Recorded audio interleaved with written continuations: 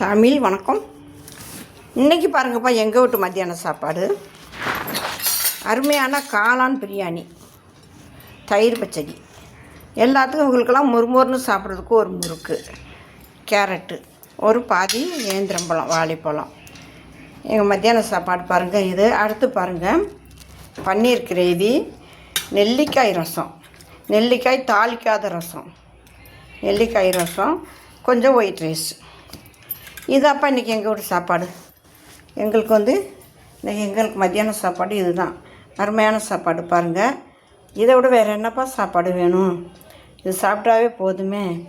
எல்லாத்தையும் விட கேரட்டை விட்டுறாதீங்க. கேரட்டு தான் மெயின். கேரட்டு, தயிர், ஆனியன், வாழைப்பழம் மெயின். பாய்க்க சாப்பிட்றதெல்லாம் நம்ம ஆசைப்பட்டு சாப்பிட்றது. இது எதுவுமே நம்ம சாப்பிட்டு தான் ஆகணும்னு சாப்பிட்றது. கண்டிப்பாக இது மாதிரி செஞ்சு சாப்பிடுங்க. குழந்தைங்களுக்கு இது மாதிரி செஞ்சு கொடுங்க. காளான் பிரியாணி சூப்பராக இருக்குது. இது மாதிரி செஞ்சு கொடுங்க. சைடிஸ் கூட தேவையில்லை. எல்லாம் காரம் சாரமாக சுள்ளுன்னு இருக்குது. காளான் பிரியாணி, அருமையான காளான் பிரியாணி. ஒரு முறுக்கு, முறுமுறுன்னு சாப்பிட்றதுக்கு அப்பளத்துக்கு பதில் முறுக்கு வச்சுருக்கோம். இந்த சண்முகவல்லி பாட்டி சமையலை கொஞ்சம் சாப்பிட்டு பாருங்கள். உங்கள் ஃப்ரெண்டுகளுக்கு ஷேர் பண்ணுங்கள். தமிழ் வணக்கம்.